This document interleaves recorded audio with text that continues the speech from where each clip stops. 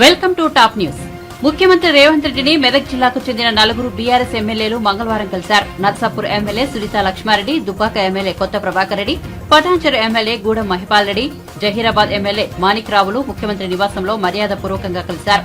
ఈ నలుగురు బీఆర్ఎస్ ఎమ్మెల్యేలు మెదక్ జిల్లాకు సంబంధించిన పలు అంశాలను ముఖ్యమంత్రి దృష్టికి తీసుకెళ్లారు. తమ తమ నియోజకవర్గాల్లోని సమస్యను వారు ముఖ్యమంత్రికి విన్నవించారని తెలుస్తోంది.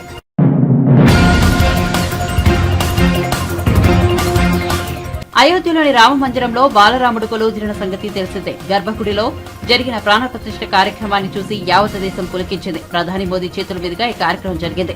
అక్కడ కొలువైన బాలరాముడిని ఇప్పటి వరకు రామ్ లల్లా అని పిలిచారు. ఇప్పుడు బాలరాముడి పేరును మార్చారు. ఇకపై రామ్ లల్లాను బాలకరామ్ గా పిలవనున్నట్టు ట్రస్ట్ పూజారి అరుణ్ దీక్షిత్ తెలిపారు. ఆలయంలో కొలువుదీరిన శ్రీరాముడు 5 ఏళ్ల పసిబాలుడని, అందుకే బాలకరామ్ పేరును నిర్ణయించామని చెప్పారు. ఇకపై ఆలయాన్ని బాలకరామ్ మందిర్ గా పిలుస్తామని చెప్పారు.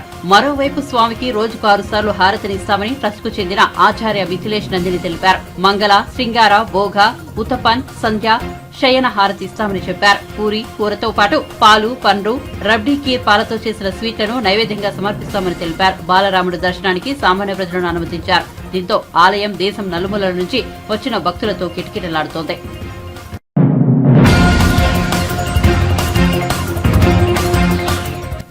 శ్రీరామచంద్రుడిని ఆయుధంగా చేసుకుని రానున్న పార్లమెంట్ ఎన్నికల్లో బీజేపీ గెలవాలని చూస్తోందని కాంగ్రెస్ పార్టీ సీనియర్ నేత వి హనుమంతరావు ఆరోపించారు. మంగళవారం ఆయన మీడియాతో మాట్లాడుతూ అభివృద్ది లేదు కానీ హిందూ ఓట్లపై బీజేపీకి ప్రేమ అని విమర్శించారు. రాముడు మీ ఒక్కరికే దేవుడా? ప్రధాని నరేంద్ర మోదీ అన్ని దేవాలయాలు తిరగొచ్చు, కానీ రాహుల్ గాంధీ గుడికి వెళ్లవద్దా అని నిలదీశారు. మోదీ పిలిచినప్పుడేమే గుడికి వెళ్లాలా ఏమిటి అని ఆగ్రహం వ్యక్తం చేశారు. రాముడు కేవలం అయోధ్యలోనే ఉన్నాడా, భద్రాచలంలో లేడా అని ప్రశ్నించారు. భద్రాచలం రాముడికి ఆహ్వానం ఎందుకు ఇవ్వలేదో చెప్పాలన్నారు. రాహుల్ గాంధీకి వస్తోన్న ఆదరణ చూసి బీజేపీ భయపడుతోందని, అందుకే గుడికి వెళ్లకుండా ఆయన అడ్డుకున్నారని ఆరోపించారు. రాహుల్ గాంధీని రావణుడు అంటూ అసోం సీఎం హేమంత్ బిశ్వ చేసిన వ్యాఖ్యలను వీహెచ్ ఖండించారు. అసలు ఆయన ముఖ్యమంత్రిలా? వారు ఇచ్చిన హామీలు ఏమయ్యాయని నిలదీశారు. పార్లమెంట్ ఎన్నికల కోసమే వారు రాముడిని ఉపయోగించుకుంటున్నారని వీహెచ్ విమర్శించారు. నరేంద్ర మోడీ ఏమున్నాడో చెప్తలేడు. యావత్ భారతదేశంలో ఏకైక నాయకుడు కన్యాకుమారి నుంచి కశ్మీర్ వరకు 4500 కిలోమీటర్లు నడిచి ఇప్పుడు మణిపూర్ నుంచి మొదలుపెట్టి బాంబే వరకు, మహారాష్ట్ర వరకు వస్తుంటే ఆయనను రావణుడు అనడం ఏంటి? ఆయన 10 తలకాయలట. అసలు ఏం భాష మాట్లాడుతున్నావురా బాబు? నువ్వు ముఖ్యమంత్రివేనా? ఒక చిన్న పిల్లాడు కూడా ఈ రాహుల్ గాంధీ మీద రావణుడు అనేది నేను వినలే. ఒక పక్క ప్రజల పక్షాన కేంద్ర ప్రభుత్వం 10 ఏళ్లలో ఏం పనులు చేసింది? ఇచ్చిన హామీలు నిలబెట్టుకున్నదా? 2 కోట్ల ఉద్యోగాలు, అదేవిధంగా బ్లాక్ మనీ తెచ్చి 15 లక్షలు ప్రతి పేదవానికి అకౌంట్ లో వేసినవా? అదేవిధంగా పబ్లిక్ సెక్టర్లను ప్రైవేట్ చేసి ఎస్సీ, ఎస్టీ, ఓబీసీలకు రిజర్వేషన్ లేకుండా చేసినటువంటి వ్యక్తి. ఆఖరి రైతులు సంవత్సరం కాలం నడి రోడ్ల మీద ఎండనక వాననక ఎంతో మంది చనిపోవడం జరిగింది. కానీ వాళ్ళు అడిగింది ఏంటి? మేము పండించిన పంటకు మినిమం సపోర్ట్ ప్రైస్ కావాలన్నారు. అంతే. మేము పంట పండిస్తాం, కానీ మాకు పెట్టుబడి అయితే ఉండాలి కదా. మేము పెట్టిన దానికి 2 రూపాయలు రావాలి కదా.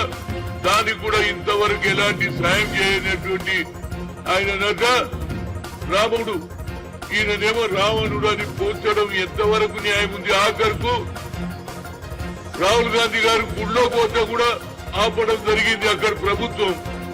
అంతేకాదు మా కార్యకర్తల మీద దౌర్జన్యం. రాహుల్ గాంధీ మాట్లాడుతుంటే జై రామ్. అరే ఎవరైనా వద్దన్నారా బాబు? నీ మీటింగ్ లో వచ్చి మేము ఎప్పుడైనా గొడవ చేసినావా? ఏంటంటే న్యాయ యాత్ర. ప్రజలకు న్యాయం జరగాలి, పేదవానికి న్యాయం జరగాలి అనే ఆలోచనతో మణిపూర్ లో ఇప్పటి వరకు 700 మంది చనిపోయారు. మహిళలు నడి రోడ్డు మీద నేకుడుగా నడుస్తున్నది. కానీ ప్రధానమంత్రికి సమయం లేదు. ఒక్క రోజన్నా మణిపూర్ పోయినామా అని అడుగుతున్నా. ఆయనట రాముడు అయిపోయిండు, రాహుల్ గాంధీ ఏమో రావణుడా? ఏం మాట్లాడుతావురా బాబు? నువ్వు ముఖ్యమంత్రివేనా? ఇంత చెంచాగిరి అవసరం లేదు అంటున్నా. ఇది చెంచాగిరి అంటారు. ఇది ఆ కుటుంబం ఇందిరాగాంధీ గాని వారి తండ్రి రాజీవ్ గాంధీ గాని ప్రాణాలు కోల్పోయిండ్రు. ఈ భారతదేశంలో ఏ పొలిటికల్ పార్టీ ప్రజల గురించి ప్రాణత్యాగం చేసిండ్రు.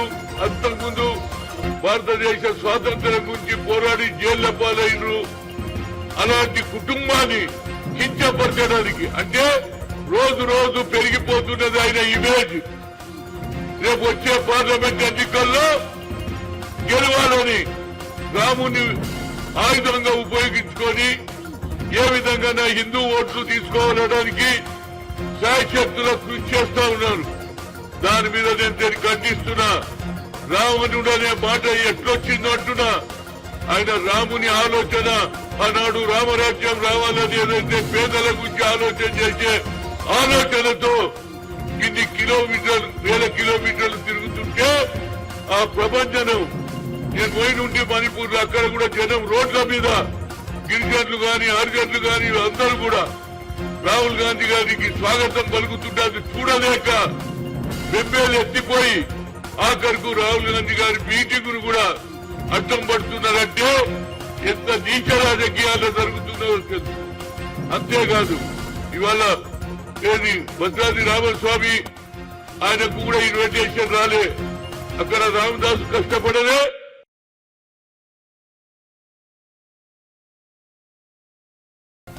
ఏపీపీసీసీ అధ్యక్షురాలు వైఎస్ షర్మిల ఆర్టీసీ బస్సులో మంగళవారం ప్రయాణించారు. శ్రీకాకుళం జిల్లాలో పర్యటిస్తున్న ఆమె కంచిలో నుంచి ప్రజాప్రస్థానం పైలాన్ వరకు బస్సులో వెళ్లారు. ఈ సందర్భంగా ప్రయాణికులతో సరదాగా ముచ్చటించారు. వారి సమస్యలను అడిగి తెలుసుకున్నారు.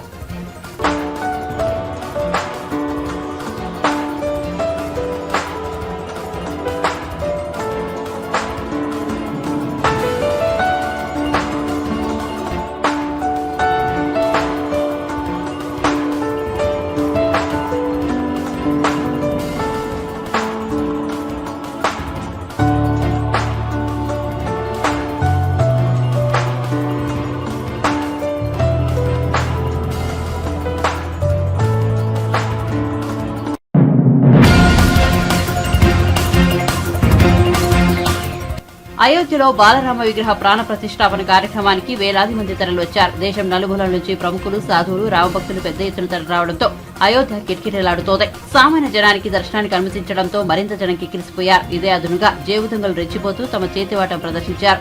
అయోధ్య వీధుల్లో ఏర్పడిన రద్దీని అవకాశంగా ఉపయోగించుకుంటున్న జేబుదొంగలు హ్యాండ్ బ్యాగులను, జేబులను లక్ష్యంగా చేసుకుని యథేచ్ఛగా తమ పనితనాన్ని ప్రదర్శించారు. ముఖ్యంగా రామ మందిరంలోకి ప్రవేశించే గేట్ల వద్ద భారీ జన సమూహాలు గుమికూడడంతో జేబుల దొంగల పని బాగా సులువైంది. గత రాత్రి నుంచి ఆలయ ప్రవేశం కోసం వేచి ఉన్న భక్తులు ఉదయం 7 గంటలకు గేట్లు తెరిచేసరికి ఒక్కసారిగా తోసుకొచ్చారు. అదే అదునుగా జేబు దొంగలు రెచ్చిపోతున్నారు. పాపం కెనడా నుంచి వచ్చిన పూర్ణిమ అనే భక్తురాలు తన హ్యాండ్ బ్యాగ్ లో విలువైన వస్తువులు, డబ్బు పోయిన విషయం గుర్తించి లబోదిబోమన్నారు. ఆమె స్నేహితురాలు ప్రాప్తి కూడా జేబు దొంగల బాధితులయ్యారు.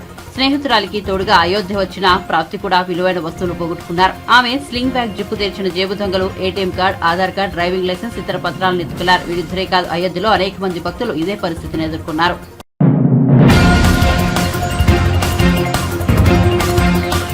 వైసీపీలో రాజకీయ బదిలీలను ప్రస్తావిస్తూ టీడీపీ నేత ధూళిపాల నరేంద్ర కుమార్ సోషల్ మీడియా వేదికగా విమర్శనాస్త్రాలు సంధించారు. జగన్మోహన్ రెడ్డి నిన్నటి వరకు గొప్పలు, నేడు తిప్పలు అంటూ వివిధ గణాంకాలతో ట్వీట్ చేశారు. వైసీపీ ప్రభుత్వానికి కౌంటౌన్ స్టార్ట్ అయిందని స్పష్టం చేశారు. నన్ను మించిన సంక్షేమ ప్రభుత్వం లేదు, 175 గెలుస్తా అని జగన్ నిన్నటి వరకు గొప్పలు చెప్పారు. వాస్తవం ఏంటంటే జగన్ కు తన పాలనపైన నమ్మకం లేదు, తన ఎమ్మెల్యేల పనితీరును నమ్మడం లేదు, జనం జగన్ ను నమ్మడం లేదు, జగన్ ఎమ్మెల్యేలను నమ్మడం లేదు. అందుకే 68 మంది బదిలీలు చోటు చేసుకున్నాయని తెలిపారు.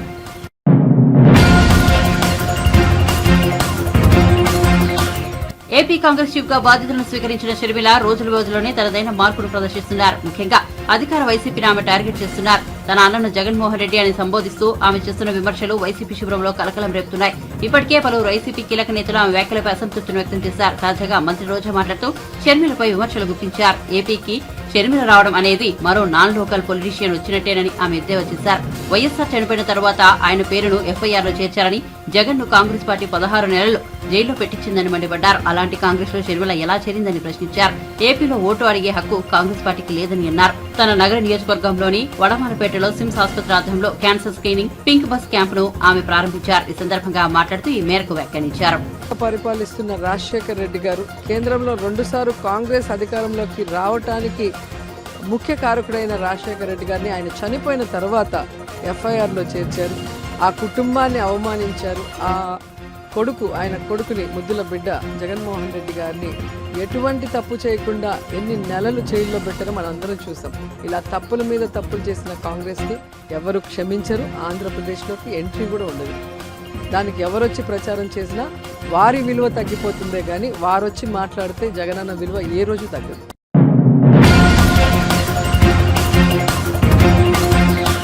విశాఖ టీడీపీ ఎమ్మెల్యే గంటా శ్రీనివాసరావు 2 ఏళ్ల కిందట స్టీల్ ప్లాంట్కు మద్దతుగా తన పదవికి రాజీనామా చేశారు. ఎవరు ఊహించని విధంగా అసెంబ్లీ స్పీకర్ ఇన్నాళ్ల తర్వాత గంటా రాజీనామాను ఆమోదించారు. ఏపీలో త్వరలోనే రాజ్యసభ ఎన్నికలు కూడా జరగనున్నాయి. ఇవి పరోక్ష ఎన్నికలు కాగా ఈ సమయంలో గంటా రాజీనామాను ఆమోదించడం వైసీపీ రాజకీయ వ్యూహంలో భాగమేనన్న ప్రచారం జరుగుతోంది. ఏపీలో కనకమేడల రవీంద్ర కుమార్, సీఎం రమేష్, వేమిరెడ్డి ప్రభాకర్ రెడ్డి పదవీకాలం పూర్తి కావస్తోంది. వీరి స్థానాల్లో 3 కొత్తవారిని రాజ్యసభకు పంపించాల్సి ఉంటుంది. ఈ ఎన్నికల్లో ఎమ్మెల్యేలకు ఓటు హక్కు ఉంటుంది. సరిగ్గా రాజ్యసభ ఎన్నికల సమయంలో గంటా శ్రీనివాసరావు మాజీ ఎమ్మెల్యేగా మారిపోవడంతో ఈసారి ఆయన ఓటు హక్కు కోల్పోయినట్టే. ఇది ఆయనకు మింగుడు పడదని పరిణామమని రాజకీయ విశ్లేషకులు అంటున్నారు. టీడీపీకి కూడా ఇది నిరాశ కలిగించే విషయం కానుంది.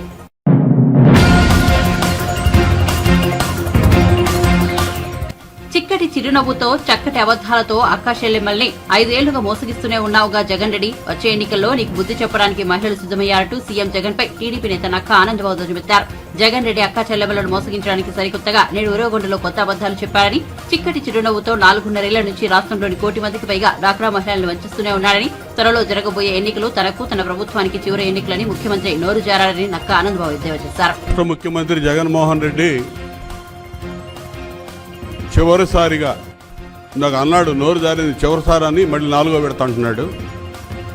చివరిసారిగా ఆయన భాషలో అక్క చెల్లెమ్మల్ని మోసం చేయడానికి ఈరోజు ఇంకో మీటింగ్కి అటెండ్ అయ్యాడు. ఉరవకొండ, అనంతపురం జిల్లాలో ఉరవకొండ నియోజకవర్గంలో. ఆసరా పథకం కింద చివరి విడత 6,000 కోట్ల పైచిలుకు మంజూరు చేస్తున్నానని చెప్పాడు. అయిపోయింది, చివరి విడతే, వెళ్ళిపోవటం ఆయన ఇంటికి. ఆయనే చెప్పాడు నోటితో. ఇవాళ చిక్కటి చిరునవ్వుతో 1 కోటి మంది పైన డ్వాక్రా మహిళల్ని వంచిస్తా వచ్చాడు. ఇంకా అదే ట్రాన్స్లో ఉంచాలని ప్రయత్నం చేస్తా ఉన్నాడు. ఇవాళ బటన్ నొక్కితే నేరుగా మహిళల అకౌంట్లోకి కాదు డబ్బులు పోయేది, నేరుగా వస్తాయి మీ అకౌంట్లోకి అని చెప్తా ఉన్నాడు. వీళ్ళ జేబుల్లోకి వెళ్తా ఉన్నాయి, వీళ్ళ ప్యాలెస్లకు వెళ్తా ఉన్నాయి. 5 ఏళ్ల పాలనలో లక్షలాది మంది మహిళల కన్నీటికి కారణం ఎవరు? మద్యపాన నిషేధం దశల వారీగా చేస్తానని చెప్పి ఈ రాష్ట్రంలో మద్యం వ్యాపారం చేస్తుంది ముఖ్యమంత్రి కాదా? మద్యం బ్రాండ్లని, నాసిరకం బ్రాండ్లు తయారు చేసి పేదల జీవితాలతో, వాళ్ళ ఆరోగ్యాలతో, వాళ్ళ ప్రాణాలతో ఆటలాడుతుంది జగన్మోహన్ రెడ్డి కాదా? ఆ సంగతి మహిళలకు తెలియదు అనుకుంటున్నావా? డ్వాక్రా సంఘాలు ఇదేదో ఈయన సృష్టిలాగా చెబుతున్నాడు. డ్వాక్రా సంఘాల సృష్టికర్త చంద్రబాబు నాయుడు గారు. అది మొత్తం ప్రపంచం మొత్తం తెలుసు. మహిళలకి ఆర్థిక స్వావలంబన, సాధికారత సాధించే దిశగా ముందడుగు వేయించినటువంటి మొట్టమొదటి వ్యక్తి చంద్రబాబు నాయుడు గారు. ఇవాళ 1 కోటి మంది పైన మహిళలు డ్వాక్రాలో అనేక రకాలుగా లబ్ధి పొందుతూ ఉన్నారంటే అది చంద్రబాబు నాయుడు గారి ముందు చూపు, మహిళల పట్ల మాకున్నటువంటి చిత్తశుద్ధి. ఇవాళ తెలుగుదేశం ప్రభుత్వం ఎన్నికల ముందు హామీ ఇచ్చి చేయలేదు రుణమాఫీ అని చెప్తా ఉన్నాడు. స్పష్టంగా ఈ రుణమాఫీ మేము చేసామని చెప్పగలం. ముఖ్యమంత్రిగా ప్రమాణ స్వీకారం చేసే నాటికి చంద్రబాబు నాయుడు గారు 2014లో డ్వాక్రా రుణాలు మొత్తం 13,655 కోట్లు ఉన్నాయి ఈ రాష్ట్రంలో. 13,655 కోట్లు. 85 లక్షల డ్వాక్రా మహిళలు అప్పుడుంటే 3 విడతల్లో 10,000 చొప్పున 8,500 కోట్లు రుణమాఫీ చేసాం ఆ రోజు. 8,500 కోట్లు రుణమాఫీ ఖర్చు పెట్టాం. అదేవిధంగా 18-19లో పసుపు కుంకుమ కింద 10,000 కోట్లు ఆ రోజున డ్వాక్రా మహిళలకు ఇచ్చిన సంగతి మీ అందరూ గుర్తు చేస్తా ఉన్నా. రుణమాఫీ కింద 8,500 కోట్లు, పసుపు కుంకుమ కింద 10,000 కోట్లు, అదేవిధంగా వడ్డీ రాయితీ కింద 2,514 కోట్లు, మొత్తం 24,669 కోట్లు, 24,669 కోట్లు డ్వాక్రా మహిళలకి చెల్లించినటువంటి ఘనత చంద్రబాబు నాయుడు గారిది. డ్వాక్రా రుణాలు మొత్తం 13,655 కోట్లు ఎప్పటికుంది. ఆ 10 ఇయర్ 5 సంవత్సరాలు మేము దిగిపోయేటప్పటికి డ్వాక్రా మహిళలకు చెల్లించినటువంటి మొత్తం ఏ రూపేణా అయితే కానీ 24,669 కోట్లు చంద్రబాబు నాయుడు గారి హయాంలో డ్వాక్రా మహిళలకు చెల్లించాం. దీన్ని చిలవల పలవలు చేసి అబద్ధాలు అడ్డగో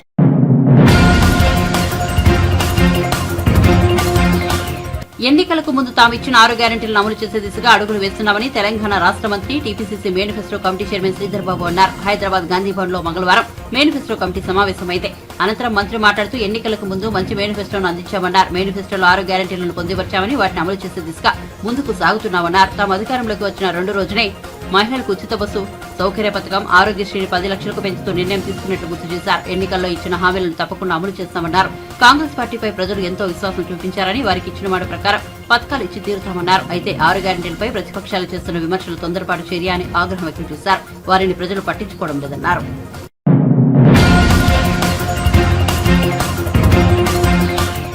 సీట్లు అమ్ముకుందాం, డబ్బు దండుకుందామనే ఆలోచన తప్ప బీఆర్ఎస్ పార్టీ ఏనాడు తెలంగాణ ఉద్యమకారులను పట్టించుకోలేదని బీజేపీని రఘునందన్ ఆరోపించారు. హైదరాబాద్ లోని బీజేపీ కార్యాలయంలో ఆయన మీడియా సమావేశం నిర్వహించారు. ఈ సందర్భంగా మాట్లాడుతూ ఉద్యమకారులను బీఆర్ఎస్ ఏ రోజు పట్టించుకోలేదన్నారు. శ్రీకాంతాచారి తల్లి శంకరమ్మ పేరు ప్రచారం చేసి ఉద్యమకారులకు అన్యాయం చేశారని మండిపడ్డారు. హరీష్ రావు లేదా కేటీఆర్ తెలంగాణ భవన్లో మాట్లాడే మాటలకు కట్టుబడి ఉంటారా అని ఆయన నిలదీశారు. ఇప్పుడు అమరవీరులు గుర్తుకొచ్చారా? అధికారం కోల్పోయాక సముచిత స్థానం ఇస్తామని చెబుతున్నారని మండిపడ్డారు. అమరవీరుల కుటుంబాలకు న్యాయం చేయనందుకు తప్పైందని, లెంపలు వేసుకోవడానికి తెలంగాణ తల్లి విగ్రహం వద్దకు వస్తారా, అమరవీరుల స్తూపం వద్దకు వస్తారా అన్నది చెప్పాలన్నారు. జలదృశ్యం కాడికి మొదలుకొంటే ఓడిపోయిన తర్వాత ఈయన కార్యకర్తలు గుర్తుకొచ్చారు, ఉద్యమకారులు గుర్తుకొస్తారు టీఆర్ఎస్ పార్టీ నాయకులకి. ఇది పూర్తిగా సిగ్గుచేటు. నిజంగా ఈ 2 మాటలకి, ఈ 2 పదాలకి మీకు అర్థం తెలిసినా ఈ పదాలకు మీరు కట్టుబడేది ఉందా? మీకు ఒక పరీక్ష అనుకుంటారో, మీ నిజాయితీని మీరు నిరూపించుకుంటారో మీరు చెప్పాలి. రేపు ఎన్నికలు వస్తే ఏప్రిల్ 2024లో ఈ 2 మాటలకి మీరు కట్టుబడి ఉంటారా? 1, ఉద్యమకారులకు సీట్లు ఇస్తాం. 2, పార్టీలో కష్టపడి పనిచేసినటువంటి కార్యకర్తలకి సముచిత స్థానం ఇస్తాం. ఈ 2 మాటలకి మీరు కట్టుబడి మీ నీతిని, మీ నిజాయితీని నిరూపించుకోవాలని చెప్పి నేను ఈ సందర్భంగా విజ్ఞప్తి చేస్తాను. జై తెలంగాణ అనే పదానికి అర్థం చెప్పి, తెలంగాణ అనేటువంటి ఉద్యమానికి ఊపు తెచ్చి, తెలంగాణ రాష్ట్ర సమితిలో కార్యకర్తలుగా పనిచేసి 2001 నుంచి కుటుంబాలను కోల్పోయి కుటుంబ సభ్యులు ఆత్మహత్య చేసుకున్న, జై తెలంగాణ అనే నినాదం కోసం పనిచేసినటువంటి అనేక మంది కార్యకర్తలు, అమరులైనటువంటి కుటుంబాలు, అన్ని త్యాగం చేసినటువంటి కుటుంబాలని మీరు ఏ రోజు పట్టించుకోలేదు అని చెప్పుకోవడానికి సజీవ తార్కాణం మలిదశ తెలంగాణ ఉద్యమాన్ని మలుపు తిప్పిన శ్రీకాంతాచారి తల్లి శంకరమ్మ గారు. శంకరమ్మ గారు ఇంటికి పోయి మనమని బర్త్డే ఉందంటే బావ బామ్మర్దులు ఇద్దరు కలిసి భోజనం చేసుడు కాదు. కనీసం మీకు మానవత్వం ఉంటే, మీరు మనుషులైతే, నిన్న మీరు మాట్లాడినటువంటి 2 పదాలకు మీకు అర్థం తెలిస్తే, ఏది కష్టపడ్డ వారికే పార్టీలో గుర్తింపు ఇస్తాం, ఉద్యమకారులకు పార్టీలో సముచిత స్థానం ఇస్తాం. ఇంతకాలం ఇయ్యలేకపోయినాం, తప్పైంది, చెంపలేసుకుంటున్నాం, కొత్త అమరవీరుల స్తూపం కట్టినాం, ఆ అమరవీరుల సాక్షిగా శంకరమ్మ పేరు వాడుకొని అన్యాయం చేసినాం అని తప్పైందని చెప్పి బావా బామ్మర్దులు ఇద్దరు వచ్చి కొత్త అమరవీరుల స్తూపం కాడ తప్పైందని చెంపలేసుకొని ముక్కునాలకు రాసి ఇప్పుడు వచ్చేటువంటి 17 సీట్లన్నా, 2024 ఏప్రిల్లో వచ్చేటువంటి 17 సీట్లైనా ఉద్యమకారులకి, తమ కుటుంబాల సభ్యుల్ని కోల్పోయిన వాళ్ళకి, అసలు సిసలైనటువంటి కార్యకర్తలకు ఇస్తామనేటువంటి మాట ఆ అమరవీరుల స్తూపం దగ్గర ప్రమాణం చేయండి. నేను ఎందుకు ఇంత స్పెసిఫిక్ గా మాట్లాడుతున్నా అంటే, ఇప్పటికే మెదక్ లాంటి సీట్లు అమ్ముకున్నారని, చేవెళ్ళ లాంటి సీట్లు అమ్ముకున్నారని, రేపో మాపో నల్గొండలు, మహబూబ్ నగర్లు కూడా అమ్ముకుంటారని, డబ్బున్నోళ్ళకే సీట్లు ఇస్తారని, ఇట్లా రకరకాలైనటువంటి ప్రచారాలు మీ సమీక్ష తర్వాత బయటకు వస్తుంది. మొన్నటి మెదక్ సమీక్ష తర్వాత ఓఆర్ఆర్ ఏర్పాటు సమయంలో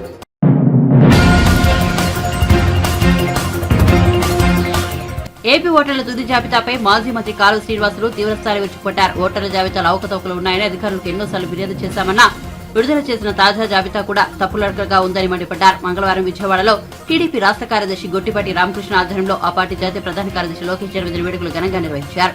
జన్మదిన వేడుకలకు మాజీ మంత్రి కాలువ శ్రీనివాసులు, మాజీ ఎంపీ పార్థసారథి కూడా ముఖ్య అతిథిగా హాజరయ్యారు. ఈ సందర్భంగా కాలువ శ్రీనివాసులు మాట్లాడుతూ తిరుపతి పార్లమెంట్ ఎన్నికల్లో జరిగిన అవకతవకలకు సంబంధించి అక్కడ అధికారులపై కేంద్ర ఎన్నికల సంఘం చర్యలు తీసుకుందని, అదేవిధంగా రాష్ట్రంలో కూడా అవకతవకలకు పాల్పడిన అధికారులపై చర్యలు తీసుకోవాలని కోరుతున్నామన్నారు. ఎన్నికలకు సమయం దగ్గర పడుతున్న తరుణంలో సొంత నియోజకవర్గంలోనే మంత్రి రోజాకు వ్యతిరేకత ఎక్కువవుతోంది. నగర నియోజకవర్గ జెడ్పీటీసీలో ఆమెపై అసమ్మతి స్వరం వినిపించారు. తమపై కక్ష సాధింపులకు పాల్పడుతున్నారని, ఇబ్బందులకు గురి చేస్తున్నారని వారు వాపోయారు. భవనాలు ఉన్నా తమకు కార్యాలయాలు కేటాయించడం లేదని విమర్శించారు. ఇదే విషయంపై చిత్తూరు జెడ్పీటీసీ సర్వసభ్య సమావేశంలో చైర్మన్ నిలదీశారు. అభివృద్ధి కార్యక్రమాలను కూడా రోజా అడ్డుకుంటున్నారని ఆరోపించారు. రోజాకు వచ్చే ఎన్నికల్లో టికెట్ ఇవ్వద్దని ముఖ్యమంత్రి జగన్ డిమాండ్ చేశారు. మరోవైపు మున్సిపల్ చైర్మన్ పదవి కోసం రోజా 70 లక్షలు డిమాండ్ చేశారని పుత్తూరు వైసీపీ కౌన్సిలర్ ఆరోపించిన సంగతి తెలిసిందే. రోజా సోదరుడు కుమారస్వామి రెడ్డికి 3 విడతల్లో 40 లక్షలు ఇచ్చానని, చైర్మన్ పదవి ఎక్కువగా ఇచ్చిన డబ్బు కూడా వెనక్కి ఇవ్వలేదని ఆమె వాపోయారు. దళిత మహిళలైన తనకు ముఖ్యమంత్రి న్యాయం చేయాలని కోరారు. వైఎస్ఆర్సీపీ మంత్రి రోజాపై అదే పార్టీకి చెందిన పుత్తూరు 17వ వార్డు కౌన్సిలర్ భువనేశ్వర్ తీవ్ర ఆరోపణలు చేశారు. పుత్తూరు మున్సిపల్ చైర్మన్ పదవి కోసం డబ్బు డిమాండ్ చేశారని ఆరోపించారు. 70 లక్షలు డిమాండ్ చేయగా 40 లక్షలు ఇచ్చినట్టు ఆమె చెప్పారు. మంత్రి సోదరుడు కుమారస్వామి రెడ్డి పంపించిన వ్యక్తికి 3 విడతల్లో 40 లక్షలు ఇచ్చినట్టు వెల్లడించారు. చైర్మన్ పదవి ఇవ్వకపోగా డబ్బులు తిరిగి ఇవ్వడం లేదని ఆరోపించారు. నమస్కారాలు. సమాజంలో వివిధ సామాజిక వర్గాలకు సంబంధించిన అర్హులైన లబ్ధిదారులకు ప్రభుత్వ పథకాల ఫలాలు అందాలంటే ఆయా సామాజిక వర్గాలకు సంబంధించిన సంఖ్యా బలం ప్రభుత్వానికి తెలిసి ఉండాలి. ప్రభుత్వ బడ్జెట్లో సంక్షేమానికి కానీ అభివృద్ధికి కానీ కేటాయించే నిధుల్లో ఆయా వర్గాల వారి ప్రయోజనాల కోసం ఖర్చు పెట్టేటప్పుడు ఆయా సామాజిక వర్గాల సంఖ్య తెలిస్తే తదనుగుణంగా నిధులు ఇచ్చేదానికి అవకాశం ఉంటుంది. ఇది స్వాతంత్రం రాకముందు నుంచి కూడా కులగణన అనేది బ్రిటిషర్సు సైతం నిర్వహించిన ప్రక్రియ.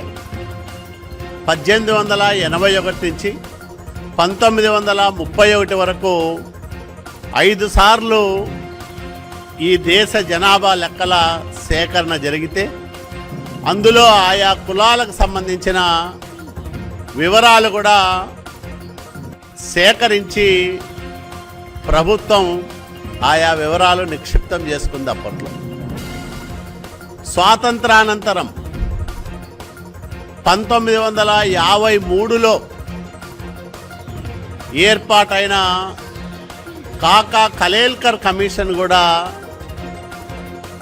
ఈ సంక్షేమ పథకాల అమలు అట్లాగే సమాజంలో ఆయా వర్గాల విభజన సక్రమంగా జరగాలంటే జనాభాతో పాటు కులగణన కూడా అత్యంత అవశ్యమని నొక్కి చెప్పిన విషయాన్ని సందర్భంగా నేను గుర్తు చేస్తూ ఉన్నా. తర్వాత 79లో మండల కమిషన్ ఏర్పాటైనప్పుడు కూడా ఇదే వాదన మండల్ కమిషన్ కూడా వినిపించింది మనందరికీ తెలుసు. అనేక కమిషన్లు ఇప్పటికీ 253 కమిషన్లు సిఫార్సు చేశాయి ఈ దేశంలో జనాభాతో పాటు కులగణన కూడా జరగాలని. 2014లోనే తెలుగుదేశం ప్రభుత్వం చంద్రబాబు నాయుడు గారి నాయకత్వంలో కులగణన చేయాలని కేంద్రానికి సిఫార్సు చేసిన అంశాన్ని కూడా ఈ సందర్భంగా నేను గుర్తు చేస్తూ ఉన్నా. కానీ ఇన్ని సిఫార్సులున్నా ఇంతమంది డిమాండ్ చేస్తున్న కేంద్రం ఇప్పటిదాకా జనాభా లెక్కలతో పాటు కులగణన చేపట్టని కారణంగా సమాజంలో సగానికి పైగా ఉన్న బీసీలకు రిజర్వేషన్లలో తీరని అన్యాయం జరుగుతున్న మాట వాస్తవం.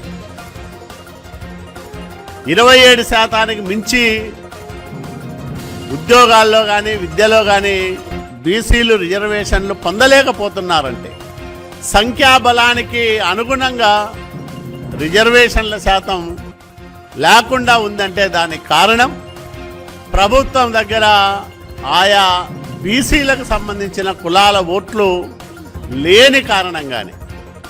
కాకా కలేల్కర్ కమిషన్ అయినా మండల కమిషన్ అయినా ఆ రోజు బీసీ కులాల గుర్తింపును కూడా రాష్ట్ర ప్రభుత్వాలకు వదిలేసిన పరిస్థితి ఉందంటే దానికి కారణం కేంద్రం దగ్గర సరైన కులాల లెక్కలు లేని కారణమే అని మనకు స్పష్టంగా తెలుస్తా ఉంది. ఈ నేపథ్యంలో ఇప్పటికే అనేక రాష్ట్రాలు కులగణన చేస్తున్న సందర్భంలో